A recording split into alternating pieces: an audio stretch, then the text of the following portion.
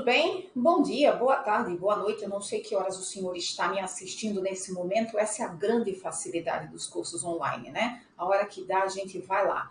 Pois bem, vamos direto para onde paramos. Na aula passada, creio que tenhamos visto o princípio da irretroatividade. Estávamos lá no centro, na realidade não estávamos, estamos ainda. No artigo 150 da Constituição, no seu inciso 3. Vimos a irretroatividade e começamos a estudar o princípio da anterioridade do exercício financeiro, ou regra, como alguns tributaristas queiram.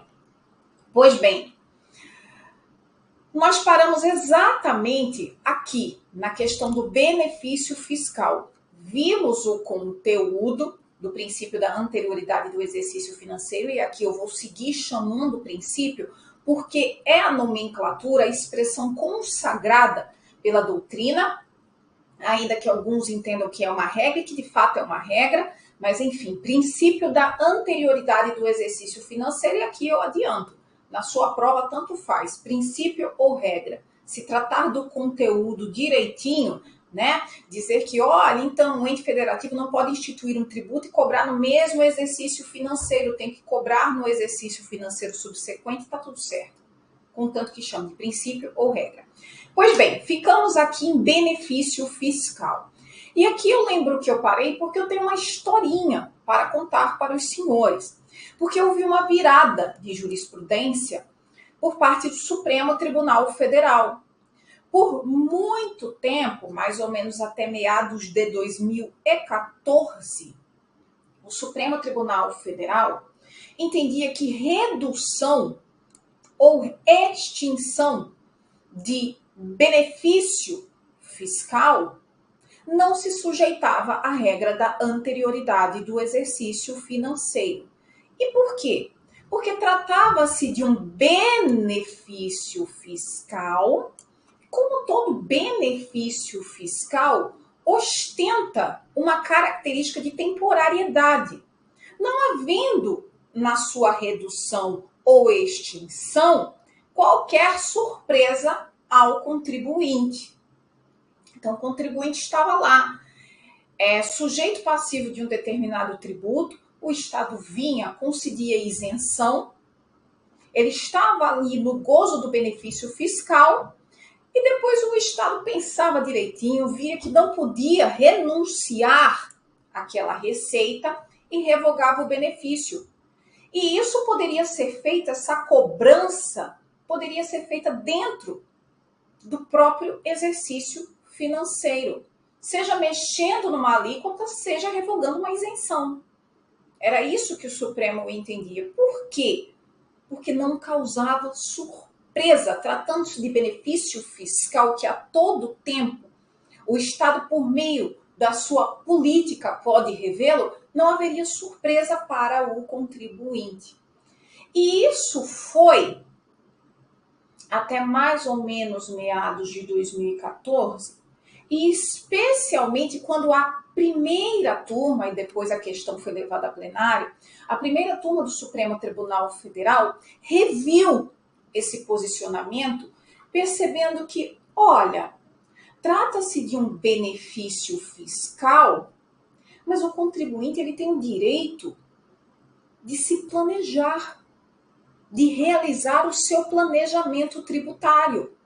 E ele faz isso contando com os benefícios fiscais que lhes foram concedidos naquele determinado exercício financeiro. Então é óbvio que, em que pese se tratar de um benefício fiscal, isso causa surpresa ao contribuinte quando a administração, o ente tributante, por uma resolução política, vai lá e revoga o benefício. E por quê? Porque isso mexe no aspecto quantitativo, na consequência quantitativa da minha regra matriz tributária, de hipótese de incidência. E aí o Supremo falou, olha, a gente caiu aqui alguma coisa, a gente precisa rever a nossa jurisprudência. no que diz respeito a esse posicionamento. E assim foi feito, dando mais segurança tributária ao contribuinte, ao sujeito passivo, e permitindo, obviamente, aquilo que ele tem o direito de fazer em face do seu dever constitucional de pagar tributo, de realizar o seu planejamento tributário. Então, segundo o Supremo Tribunal Federal, a partir especificamente desse recurso extraordinário 564.225, redução de benefício configura aumento indireto de tributo. Assim sendo, qualquer aumento de carga tributária precisa observar o princípio da anterioridade do exercício financeiro. Tá bom, Aline, já entendi. E retroatividade, anterioridade do exercício financeiro, mas eu vi uma história e toda vez eu me embanando nisso na hora da prova, né? Das tais exceções. Quais são as exceções à anterioridade do exercício financeiro? Começam lá, no artigo 150 mesmo, só que no seu parágrafo. Primeiro, dê uma olhada comigo. Diz o seguinte, e aqui a gente só vai ficar até a primeira parte, até o primeiro ponto e vírgula, tá? A vedação do inciso 3b, princípio da anterioridade do exercício financeiro, não se aplica aos tributos previstos nos artigos 148.1, empréstimo compulsório, calamidade e guerra, 153.1.245, importação, exportação, IPI e IOF, e o 154.2, que é o imposto extraordinário de guerra. No 154.1 eu tenho o imposto residual. Ainda, 195, parágrafo 6º da Constituição. Estou falando de contribuições sociais e nós já vimos que contribuições sociais são espécies tributárias. E o artigo 150, do inciso 1, primeiro ao 5º, ele trata de tributo. Dá uma olhada no inciso 6º, que é apenas o inciso 6º que começa a falar de imunidade e fala de impostos. Mas até então, até os 5, nós estamos falando de tributos. Estando inseridas no gênero as contribuições sociais. Diz o artigo 195, parágrafo 6º da Constituição, que as contribuições sociais de que trata este artigo só poderão ser exigidas após decorridos 90 dias da data da publicação da lei que as houver instituído ou modificado. Entendam aí, aumentado. É esse o entendimento que o Supremo Tribunal Federal dá a palavra modificado aí. Por quê, Aline? Porque essa modificação pode acarretar redução da carga tributária. E redução da carga tributária, em que pese exigir lei, não exige observância ao princípio da anterioridade do exercício financeiro. Exige lei porque, Aline, 150, parágrafo 6º da Constituição, a gente chega lá, mas eu já estou lhes adiantando. Tá. Artigo 155, parágrafo 4º, inciso 4º, ICMS unifásico sobre combustíveis. Artigo 177, parágrafo 4º, inciso 1, a linha B, CID, combustível. E a gente tem que falar exatamente disso aqui. Por quê? Porque isso ainda está no mundo jurídico, no nosso mundinho, não é isso? Pois bem, vamos entender a razão das exceções à anterioridade do exercício financeiro dessas espécies tributárias. E por quê, Aline? Para a gente não errar em prova. Porque quando a gente entende, a gente guarda, a gente retém e a gente não erra na prova. Quando eu falo do imposto de importação e exportação, o IPI e o IOF, eu estou falando de impostos com natureza extrafiscal, cuja missão precípua é a de intervir o Estado por meio deles no meio econômico, controlando o que se entra no país por meio do imposto de importação, retendo ou não determinado bem, porque pode estar prejudicando a economia do país, então o Estado vai lá, a União, no caso, que é quem detém a competência tributária. Estado, quando eu falar assim, lembre-se, Estado, estou falando dos entes políticos, União, Estados-membros, Distrito Federal e municípios. Então a União vai lá, percebe que um determinado bem que está sendo importado tem prejudicado a economia do Brasil, vai fazer o quê? Tributar de forma mais severa essa importação. E para isso não dá para esperar o exercício financeiro acabar para resolver um problema que é atual. Economia é um problema sempre atual, contemporâneo, que exige medidas atuais. Então não dá para esperar até o ano que vem. Exportação, da mesma forma, em que pese a maioria das operações estarem imunes pela Constituição Federal, quase não sai. IPI também é um imposto vocacionado para extrafiscalidade, em que pese hoje em dia só perder para o imposto de renda, no que diz respeito à arrecadação. Mas o IPI é vocacionado à extrafiscalidade. O Estado, por meio do IPI, uma vez que se trata de um imposto que incide sobre as relações de consumo, e por meio dele o Estado tanto pode estimular como reter determinados comportamentos econômicos, ele também não se sujeita à anterioridade do exercício financeiro. O IOF, da mesma forma. Empréstimos compulsórios para calamidade e guerra. Parece óbvio, a calamidade não vai esperar o próximo exercício financeiro e muito menos a guerra. Não é isso? Tem sentido? Lembram da pandemia? No ano de 2020, se o país quisesse, a União quisesse ter instituído um empréstimo compulsório para atender o evento calamidade, em face do evento calamidade de saúde provocado pela pandemia, poderia instituir um empréstimo compulsório e cobrar no mesmo exercício financeiro, da mesma forma no que diz respeito à guerra, porque não tem sentido nenhum o Brasil se meter num esforço de guerra, que a palavra é essa, né? Se meter numa brincadeira dessa pesada e ficar esperando até o ano que vem, né, o outro exercício financeiro para poder cobrar o empréstimo compulsório guerra. Guerra é algo caro. Né? Isso lembra lá do tanto de aviãozinho que cai?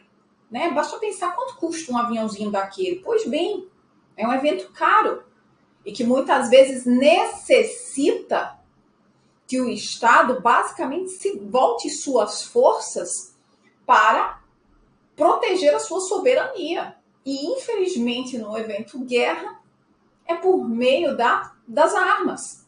Não é isso? Pois bem, então não dá para esperar o pobrezinho do soldado, né, do militar, ficar lá, não sei quem é que vai, o tenente, o coronel, quem quer que seja, tá lá no front, ó, espera aí, não manda bala agora não, porque a minha munição só pode chegar no que vem, não dá. Então essa é a razão, a necessidade, a urgência, a emergência e da mesma forma o imposto extraordinário de guerra, que tem por fim custear o evento guerra, que nós esperamos que nunca o Brasil se meta numa roubada dessas, né?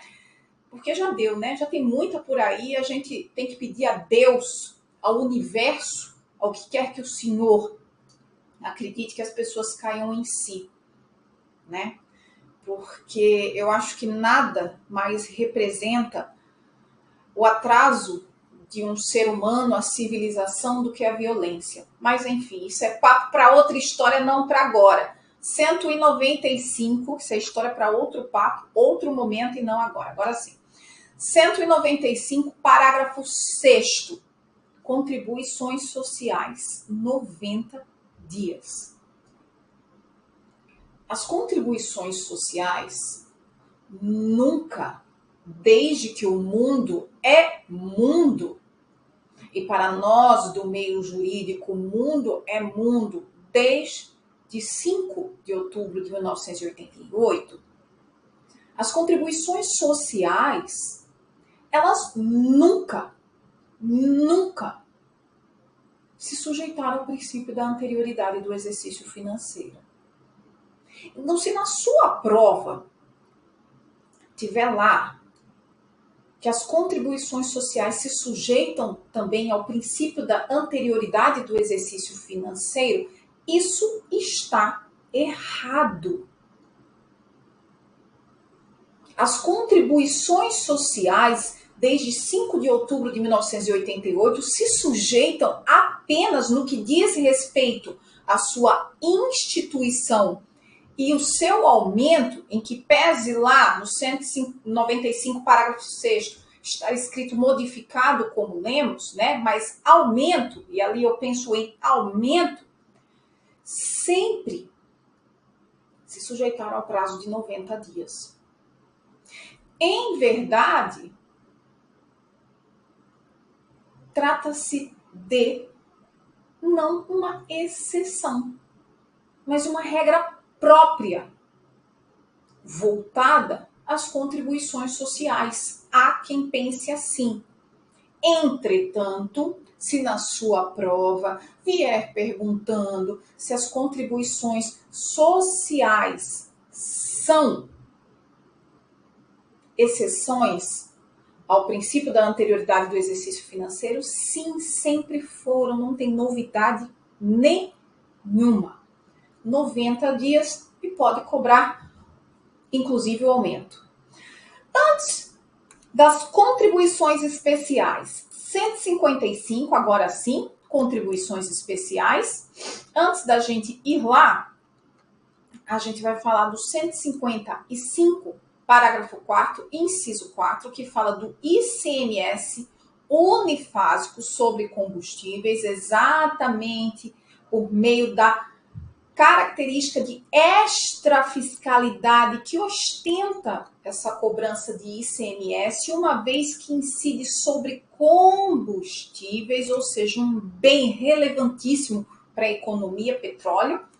Isso também, da mesma forma, não se sujeita à anterioridade do exercício financeiro, assim também como 167, parágrafo 4º, inciso 1, a linha B, que trata da CID, da contribuição de intervenção no domínio econômico, que envolve petróleo, combustível, bem importantíssimo, que vez ou outra fica dando briga, né? Entre governo, entre a empresa pública, entre o mundo. Pois bem, exatamente pela essencialidade e importância desse bem, e o Estado muitas vezes precisa disciplinar com urgência acerca desse bem, também o ICMS unifásico, porque nós ainda temos ele no nosso sistema sobre combustíveis, bem como a CID combustível, não se submetem à anterioridade do exercício financeiro. Inclusive, tem uma olhadinha aí no artigo 177, parágrafo 4º da Constituição Federal, que traz a hipótese de incidência dessa CID. É a única CID que tem a sua hipótese de incidência na Constituição. Diz lá, ó, a lei que instituir contribuição de intervenção no domínio econômico relativa às atividades de importação ou comercialização de petróleo e seus derivados, gás natural e seus derivados e álcool combustível deverá atender aos seguintes requisitos. Contribuições especiais outras. Qual é o prazo que se sujeitam? Porque vocês lembram lá? O artigo 195, parágrafo 6º, ele diz que as contribuições, estamos aqui na nossa aula, tá? Prestem atenção agora. Porque o artigo 195, parágrafo 6º, ele diz que as contribuições sociais de que trata este artigo, o 195, lá nos incisos 1, 2, 3, 4 e agora 5, incluído pela Emenda Constitucional 132 de 2023. Então, o parágrafo 6º diz que as contribuições de que trata este artigo só poderão ser exigidas após decorridos 90 dias da data da publicação da lei que as houver instituído ou modificado, aumentado, segundo o Supremo Tribunal Federal, não se lhes aplicando o disposto no 153b, não se aplicando o princípio da anterioridade do exercício financeiro. Mas vocês lembram que existem outras contribuições especiais? Por exemplo, salário-educação, PIS. Esses daí se sujeitam ao princípio da anterioridade do exercício financeiro, porque a regra do artigo 195, parágrafo 6º, só diz respeito às contribuições sociais do artigo 195.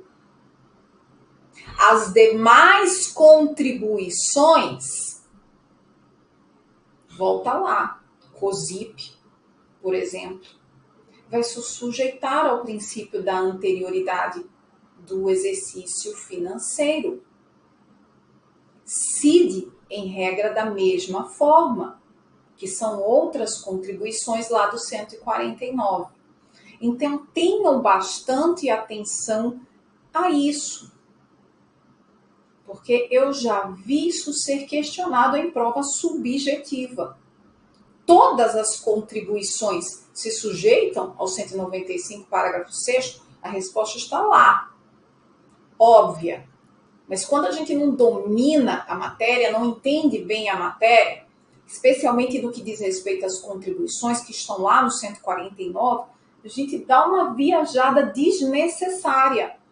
Porque o 195, parágrafo 6º, ele traz a resposta na sua literalidade. Súmula 584 do Supremo Tribunal Federal, ela foi cancelada, finalmente, depois de um longo inverno, assustando toda sorte de tributarista. Finalmente, o Supremo Tribunal Federal chegou à conclusão de que o enunciado, ele porque foi cancelado, era absolutamente equivocado, porque ofendia exatamente essa regrinha da anterioridade do exercício financeiro. Se o senhor tiver com um vademecum atualizadíssimo, de ponta, o senhor vai olhar que o 584, ele traz lá cancelada. 584, súmula cancelada. Se o senhor não estiver com o vademecum, o senhor vai verificar lá a súmula. E da leitura da súmula, o senhor vai perceber que tem alguma coisa errada. Porque, em suma, a súmula dizia que a modificação legislativa ocorrida, e dizia respeito ao imposto de renda, tá? Isso especificamente ao imposto de renda. Que a modificação legislativa, a lei do imposto de renda, ocorrida no ano em que está acontecendo o fato gerador, ela poderia ser aplicada no ano da declaração. Então, vamos pensar aqui rapidamente. Este ano de 2024, eu faço declaração do exercício financeiro de 2023. Aquela declaração de ajuste que a gente faz, baixa o programinha, inclusive a Receita já disponibilizou o programa, viu, minha filha? Não tem nem para onde correr. Até 31 de maio, véspera do meu aniversário, é o último dia de entrega, né? Pois bem, eu vou apresentar a declaração de 2000 em 2024 do exercício de 2023.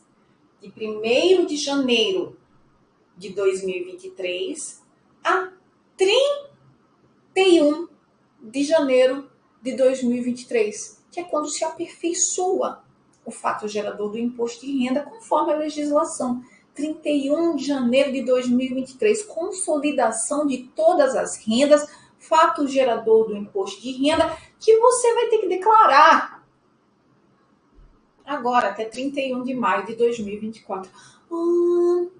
Tá. Então perceba, em 2023, eu tenho a ocorrência de todo fato gerador. Então a legislação, a lei, melhor falando, a lei, para alcançar o fato gerador em 2023, pelo princípio da anterioridade do exercício financeiro, tinha que ter sido publicada até quando? 31 de dezembro de 2022. E vamos tomar uma água.